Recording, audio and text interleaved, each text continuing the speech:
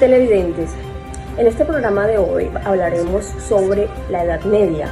En esta ocasión vamos a tratar mucho sobre el Imperio Bizantino. A continuación les hablará mi compañera Diana Jiménez.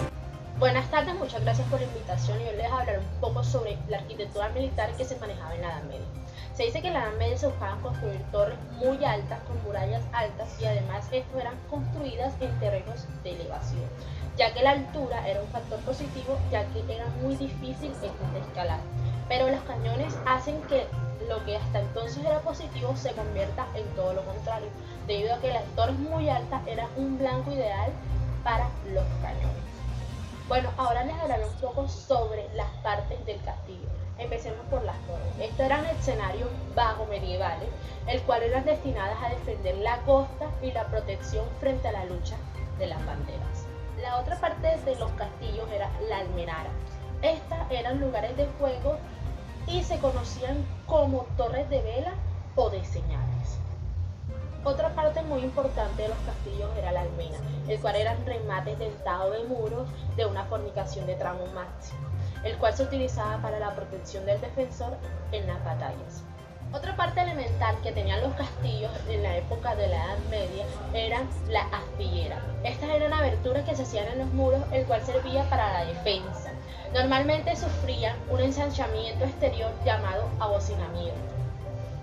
Ahora bien, hablemos un poco sobre quiénes fueron esos caballeros, llamados caballeros templarios. Estos fueron fundados entre los años 1118 y 1119 por 9 caballeros franceses liderados por Hugo de Payens de la Primera Cruzada. Su propósito original era proteger las vidas de los cristianos que peregrinaban a Jerusalén tras su conquista. En ese entonces el rey Balduino se ocupó de escribir cartas a los reyes y príncipes más importantes de Europa a fin de que prestaran ayuda a la reciente orden nacida. También fue aprobada su constitución por la Iglesia Católica en el año 1129 durante el Concilio de Troyes. Esta orden de templarios creció rápidamente en tamaño y poder. Los templarios también participaron de forma destacada en la Segunda Cruzada, durante la cual protegieron al rey Luis de Francia luego de sus primeras derrotas ante los turcos. Fue el 27 de abril del año 1147 cuando el Papa Eugenio III, que estaba presente en Francia cuando partía la Segunda Cruzada, concedió a los templarios el derecho a llevar permanentemente una cruz sencilla pero antedecorada, que simbolizaba el martirio de Cristo. Bueno, ahora hablemos un poco sobre su vestimenta. El color autorizado para tal cruz fue el rojo, que era el símbolo de la sangre vertida por Cristo, así como también de la vida. El voto de las cruzadas se acompañaba de la cruz. Otro detalle muy importante era que los caballeros llevaban la cruz sobre el manto blanco, símbolo de pureza y castidad. Por último, la cruz estaba colocada sobre el hombro izquierdo encima del corazón de cada uno de los caballeros templarios. Muchas gracias por la invitación. A continuación le hablará mi compañero Fabián Pertús. Ok, si hablamos de Bizantino, tenemos que hablar de la organización política que tuvo en su reinado. A ver, si hablamos del Imperio Bizantino, este era un estado teocrático, el cual a partir del reinado de Justiniano I se inició el cesaropapismo. Es decir, este también tenía un emperador, el cual tenía todo el poder político y religioso sobre el pueblo, es decir, lo consideraban un representante de Dios en la tierra. Ahora, el término este se empleó también por primera vez en el 629 después de Cristo, cuando el emperador Heraclio, quien decidió sustituir el antiguo título sustantivo introducido por los romanos de Augusto, pues este sustantivo era Basileoptor, que era un título honorífico que se empleaba para nombrar al padre del rey o al emperador, que estaba arriba. El rey del Imperio Bizantino estaba relacionado de manera directa con la iglesia, por lo que uno de sus títulos también era Isastópolos, que también quiere decir que era igual a los apóstoles, que lo consideraban como si fuera otro apóstol de Jesús. Gracias a esta coalición de la Iglesia y el Estado, se puede decir que el Imperio de Bizancio fue un Estado teocrático, ya que las bases de la autoridad tenían que estar fundamentadas por la voluntad de Dios. Y las armaduras bizantinas también tuvieron un papel importante en la hegemonía marítima de Bizancio, en su mandato político, ya que este contaba con ágiles embarcaciones denominadas dromos, y con otras armas inventadas por ellos mismos, como por ejemplo el fuego griego. Posteriormente también en el siglo XXI comenzaron a organizarse en tematas, circunscripciones militares y administrativas dirigidas por estrategas que realmente eran jefes de Estado con mucho poder en el reinado de Bizancio. A continuación les hablará mi compañera María Elena. Las mujeres del Imperio Bizantino.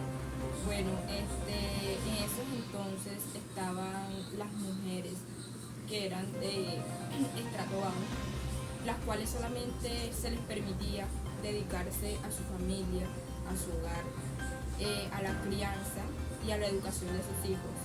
Y también estaban las mujeres de la nobleza, o sea, de la alta corte, las cuales sí tenían más influencia en los gobiernos. Ellas eran casadas a los 12 años para crear vínculos o fortalecer sus reinados y así de esa forma ser más fuertes y mantenerse en el poder. Estas mujeres de la alta corte tenían una personalidad muy imponente, puesto que además de ser muy hermosas y de vestirse con las mejores telas, eran muy inteligentes y audaces, y por eso les ayudaba mucho a mantener el control y en adentrarse más en los asuntos de Estado. También hay algunas mujeres que lograron convertirse en emperatrices, escritoras, filósofas, en grandes empresarias.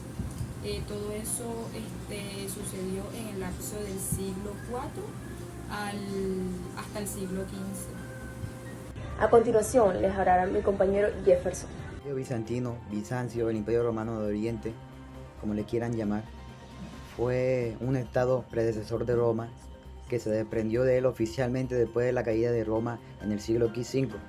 Este ocupó gran parte de la Anatolia, los Balcanes, el sur de Italia y el norte de África y alguna parte del Mediterráneo. Exactamente por el nombre es que los historiadores no tienen como una certeza de cuándo inició, mientras que a muchos lo clasifican con la caída del Imperio Romano Occidental. Otros prefieren decir que comenzó con la fundación de la ciudad en el año 330, mientras que algunos dicen que fue con el fracaso de Justiniano I de unificar los dos imperios, y algunos cuantos dicen que fue cuando los bizantios perdieron territorio en la Anatolia por los conquistadores árabes. Que Bizancio se comenzó a desligar de la historia romana, de la historia de Roma occidental. Se considera que Bizancio comenzó a desligarse o tener su propia historia individual de Roma fue cuando el emperador Teodosio I había muerto, y a su muerte el imperio fue dividido en dos: el Imperio Romano Occidental, que fue heredado por su hijo menor, con capital en Roma, y el Imperio Romano Oriental, con capital en Constantinopla, fue heredado por su hijo mayor. Ahí es cuando la mayoría de los historiadores consideran que el Imperio Romano se había dividido definitivamente y el Imperio Bizantino había nacido, o sea, lo que hoy conocemos como Bizancio. La idea de Constantinopla se llevaría a cabo en 1453, el 29 de mayo, por la fuerza de Mehmed II, que llevarían a cabo un asedio a la ciudad que duraría 2 meses. Anteriormente a estos sucesos, los bizancios habían pedido ayuda a los demás estados cristianos, pero estos solamente le habían impuesto una sola condición para recibir su ayuda: que el dogma ortodoxo y el dogma cristiano se unificaran nuevamente, pero los ortodoxos prefirieron no aceptar y defender la ciudad con lo último que ellos tuvieran. Sí, algunos estados cristianos sí llevarían escuadrones o misioneros, pero no tendrían algún éxito, no cambiarían el rumbo de la batalla como se esperaba. Eran más como fuerzas o mercenarios que el Imperio Bizantino había contratado con la esperanza de que esto hiciera la diferencia o prolongar la inevitable caída del imperio. La caída del imperio bizantino marcaría el fin de la Edad Media, de los caballeros, de la caballerosidad y de muchas cosas que nosotros conocemos actualmente que se pueden relacionar con la Edad Media, como el oscurantismo, el gran poder de la iglesia y entre muchas cosas más. El imperio bizantino, por un dato adicional, nunca ellos dejaron de llamarse a sí mismos como romanos. De hecho, nunca en su historia se llamaban a sí mismos como Bizancio. Este término, como le había mencionado anteriormente, se lo habían acuñado los historiadores. El imperio bizantino, también de dato, fue uno de los estados más longevos que hubo en la historia de la humanidad. Si no tenemos en cuenta el remonte de la creación de la ciudad en el año 392 a.C.